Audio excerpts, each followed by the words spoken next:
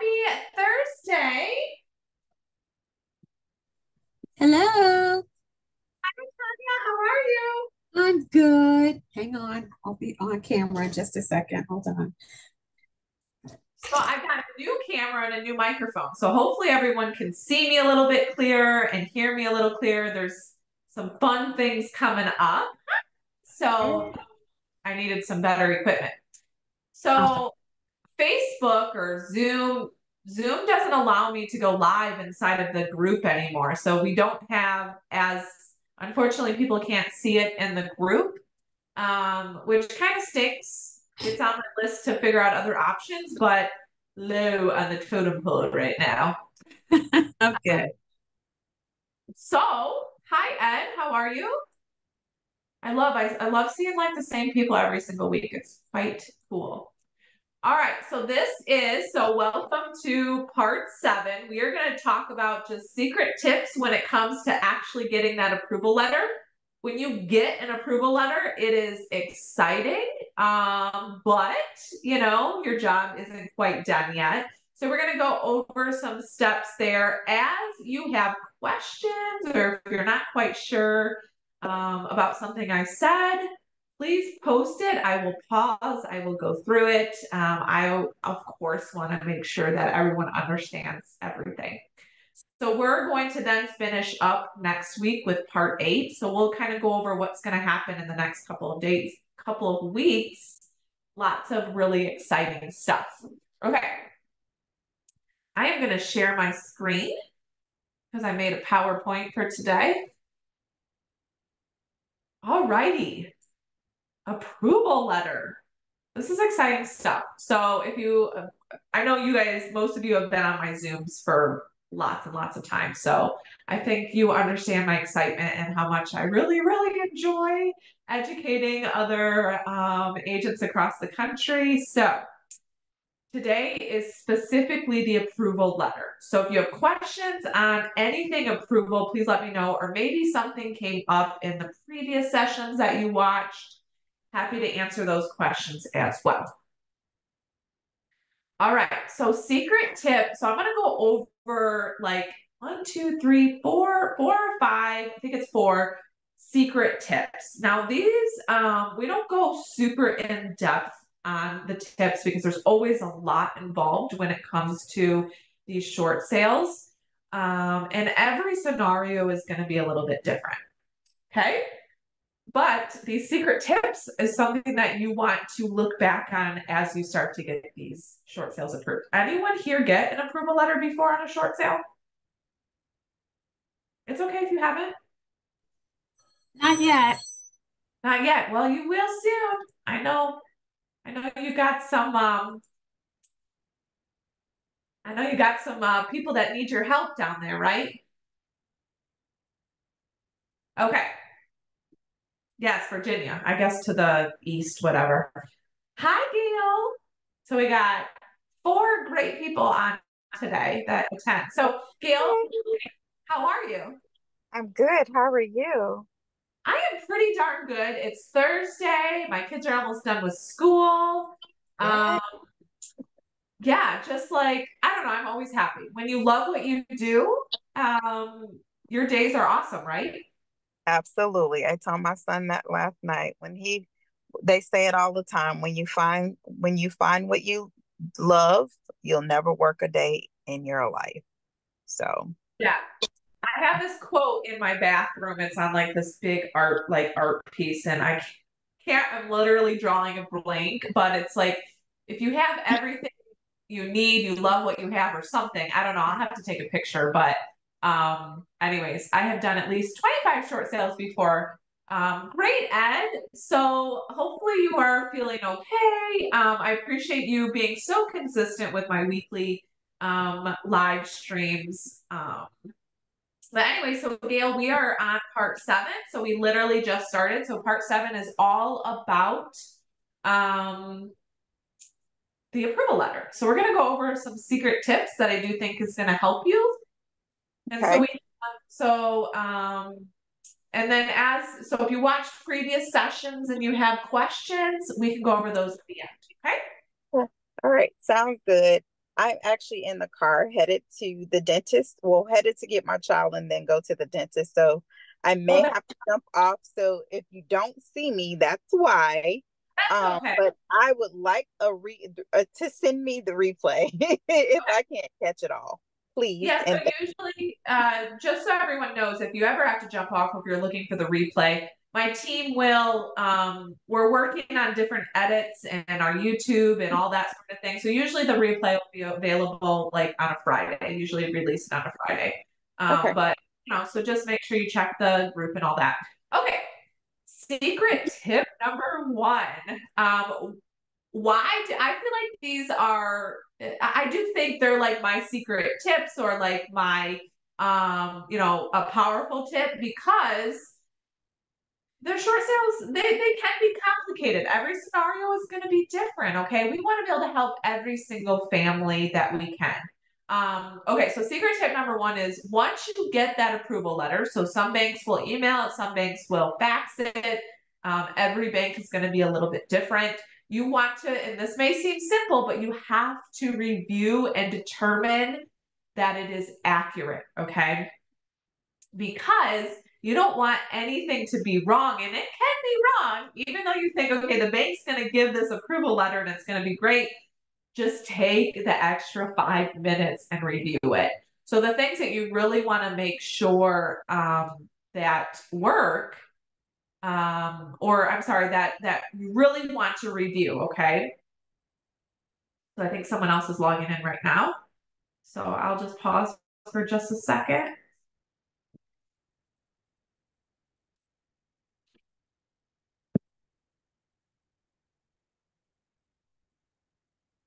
Hi, Sarah. Welcome. I am not sure where you are located, so if you want to post in the chat, that would be great. Welcome. We actually just started, so we have Ed and Diana and Gail and Latanya on, and they're pretty consistent with attending, so hopefully you love our weekly live stream. But yeah, I would love to know where you are located. Go ahead and post that in the chat. So we actually just started. We're going over tips specifically for when you get your approval letter, okay? So tip number one, again, is review and determine that the approval letter is accurate. So just a couple of things that you want to make sure is correct. One of those things being the actual address. I don't know how many times I get an approval letter and the subject address is wrong. So make sure that you're checking that the address for the subject property is correct. I always just take a look at the loan number, although I've never really had issues with the loan number before. But the other thing really important is to make sure that the spellings are done right for specifically the buyer, okay? So the buyer's name is going to be on that approval letter, okay? So you want to check for that. Yes, Diana, I know you're in California. Indiana, oh my gosh, we don't have anyone in Indiana. Greenwood, I'm not sure where that's at, but I grew up in Southwest Lower Michigan. Yes, Gail, I know you're in Georgia. So welcome from Indiana, very cool. So yeah, the big thing are those items that I just laid out. But the other thing is the approval letter is going to have a deadline on it. So, and we're going to talk a little bit more about that in another tip. But so for example, approval letter could be, okay, I got it today and the bank is asking us to close on or before a certain date. So maybe that's, June 30th. So you want to know when the deadline is for so many reasons. We're going to go further into that as well.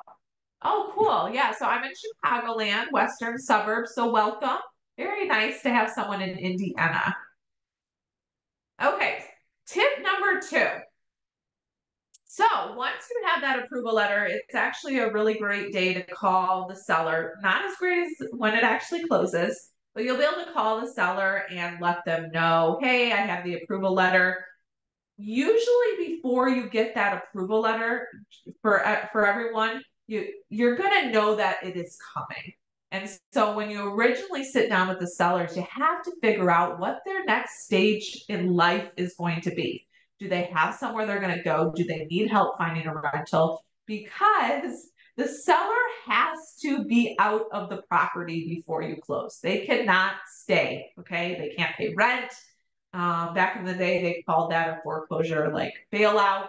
That can't happen. Your seller has to be out of the property. I always tell my sellers, you got to be out at least 24 hours before, because they, meaning the buyers and the buyer's agent, they're going to have to do a final walkthrough, right? So now is the time to find out when your sellers are going to be able to vacate the property. And the reason why is, well, because they have to be out of this property before closing. And issues with short sales, it seems to always come up. So we have to stick to that plan. The sellers have to be out, make sure they're not going to just ruin everything in the house when they are moving out. Those are the expectations that you really want to set up front, because you really try to make the process for all parties as smooth as possible. You're definitely going to have those hairy deals, and then you're going to have the super awesome ones as well.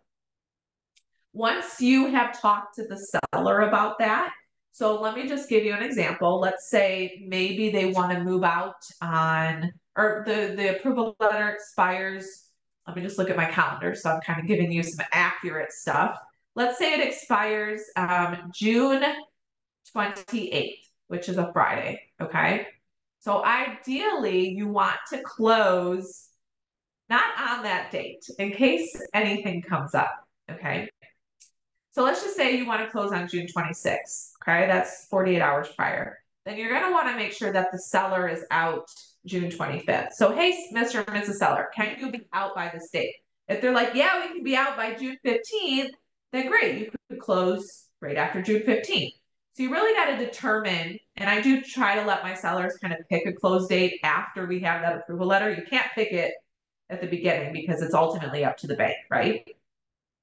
And so once we have determined all that, and you've reviewed and determined that the approval letter is accurate, so secret tip number one, and then this one, then you're going to want to email the approval letter to all parties, okay? And so I actually do it in two different emails. So the first email is going to go to the seller and the seller's attorney, if you're an attorney state. If not, maybe the title company, or maybe you don't have to involve them right yet. We're an attorney state, so I send it directly to the attorney as well as the seller, and I say, hey, seller is planning to be out on June 25th. We want to close June 26th, okay? And then after that, I will send a separate email to the buyer side. Hey, buyer's agent, attaches the approval letter. Great news. It expires on or before June 30th. My seller will be out of the property by end of day, June 25th. We would like to close June 26th. Okay. I've never had an issue with kind of dictating the closing date once we have that approval, because obviously the seller does have to be out prior to closing. Questions on one or two before I move on?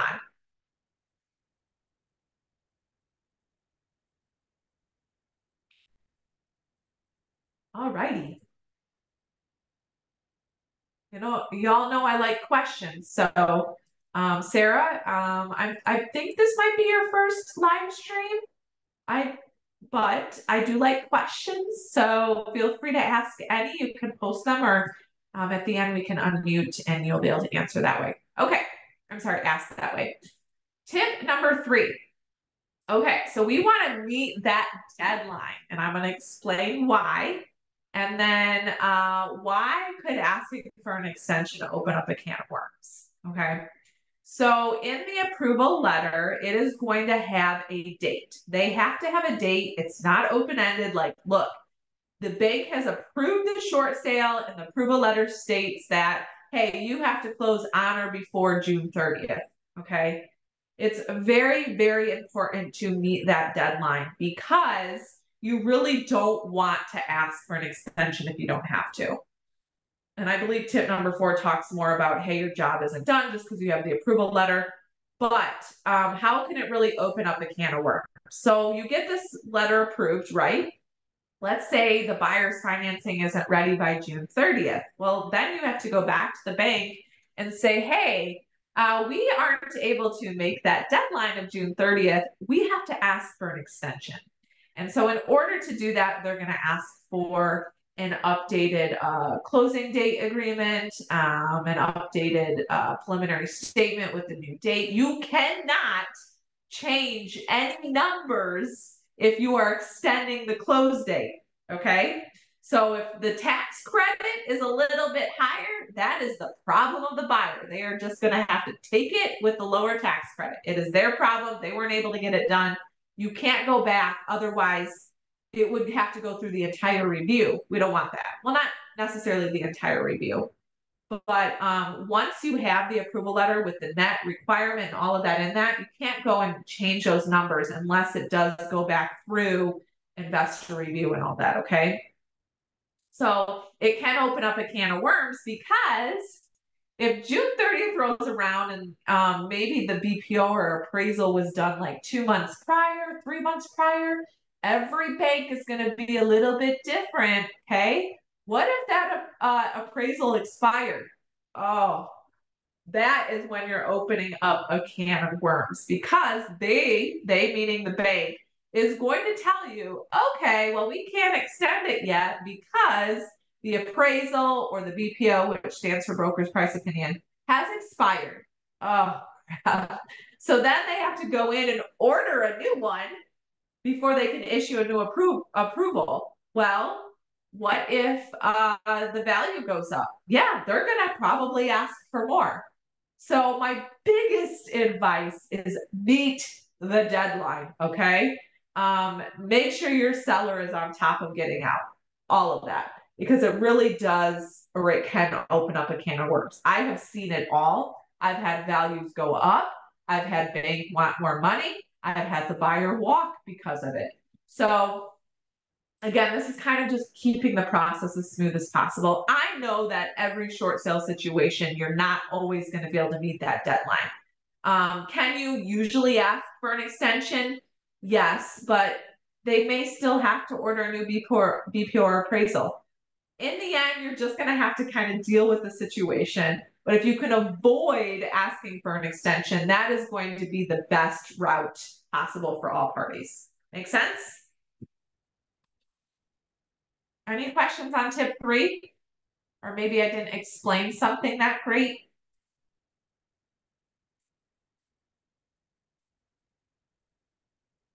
Okay. Let's move on. All right, tip number 4. And I may have said this in other weekly live streams, but your job is not done just because you've obtained the approval letter.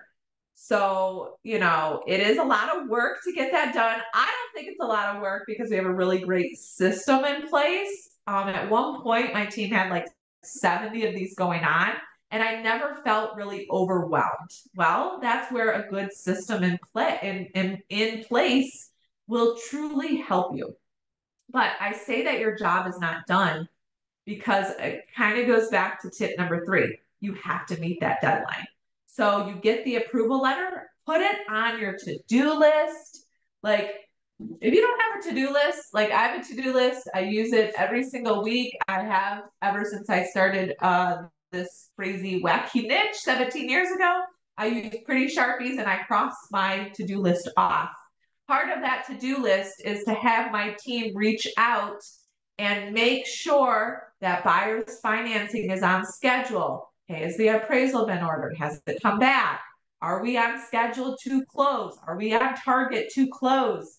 We have to meet that deadline and explain to them why. And also, so usually my team will do that, but I personally try to reach out to my seller every week. Sometimes it's twice a week, just to ensure that they have found a place, that they are getting out, that the house is in somewhat good shape when they leave it. I do not help with rentals right now. I have a whole team. So if this is something that you're looking to do, you could absolutely help these homeowners with rentals in the meantime. I actually have my rental specialist come in and do a special training inside of our community on how to really go about that. He's been working with me for years. So all of our clients that need rentals, Sean handles that for me. So I keep in touch with Sean as well. I always tell these families, like, look, you got to get into a rental. It may not be your first choice, but the whole idea is to start fresh, start your next chapter. You can always move in a year or wait 2 years. Okay. But we've always been able to find a rental for them, or Sean has. Okay.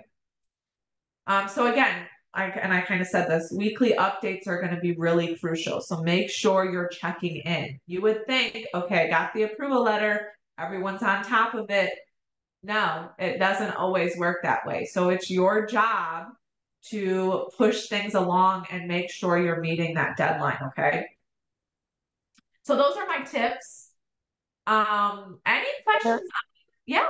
I do. I have a question. Great. Yeah. So, what have you seen as is it still like a 30 to 45 day close when they give you the deadline, or is it more extensive?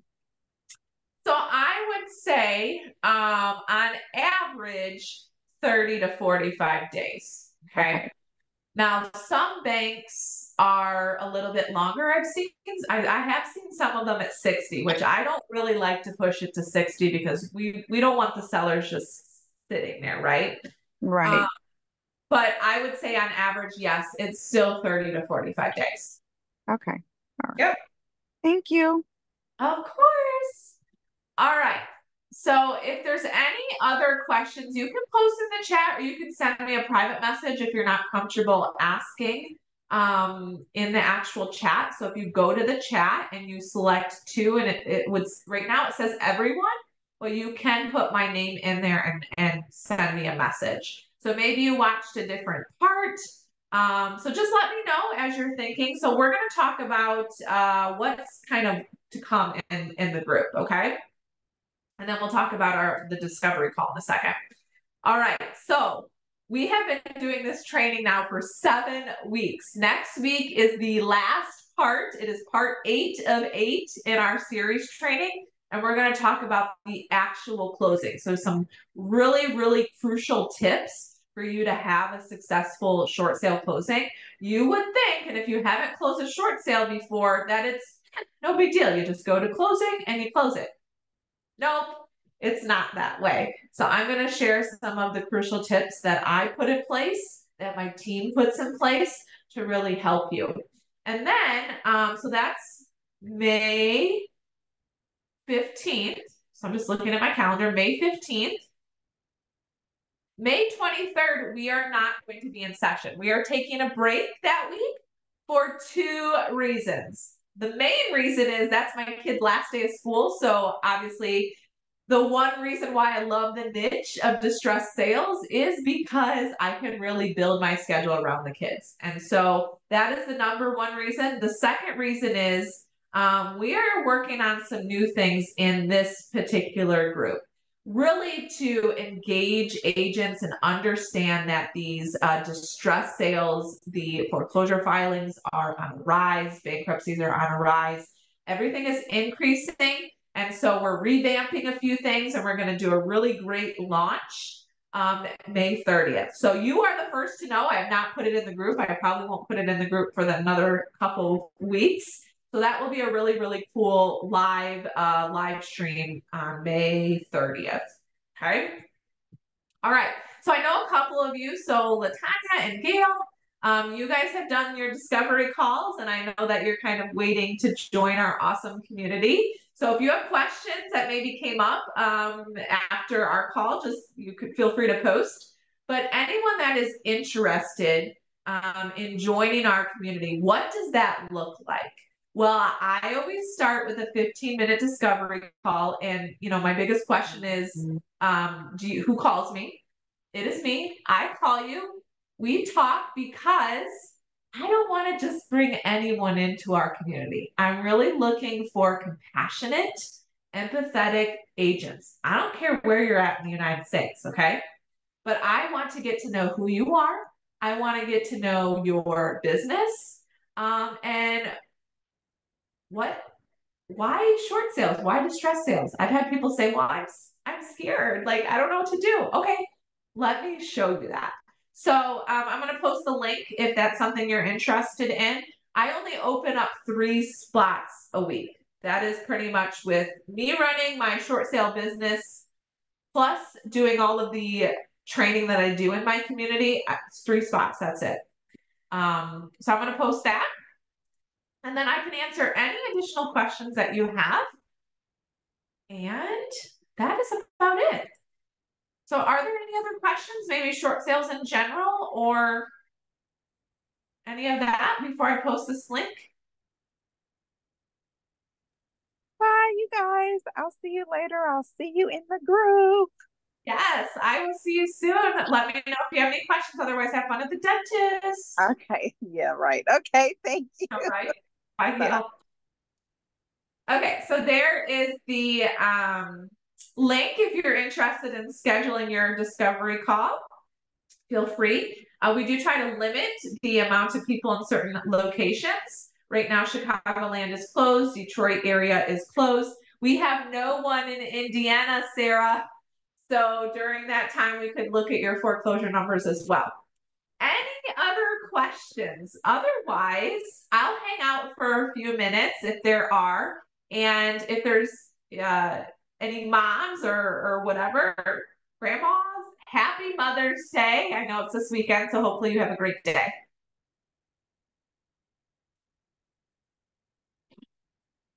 Yeah, Sarah. Actually, you know what?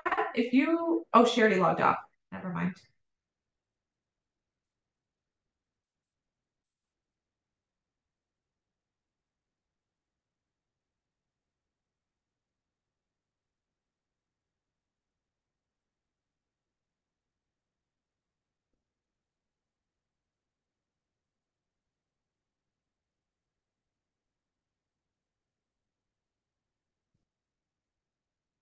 You're welcome, Diana. Have a great day. All right, ladies, I'm going to log off. As always, you know where to find me.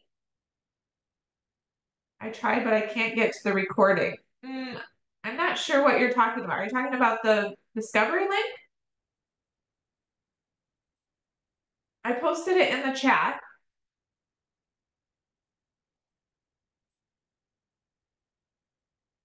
You should be able to just click on it and it would take you to my Calendly. All the recordings. Yeah, so all of the recordings you can find. I'll show you real quick so you know where to find them. They are going to always be in our group. So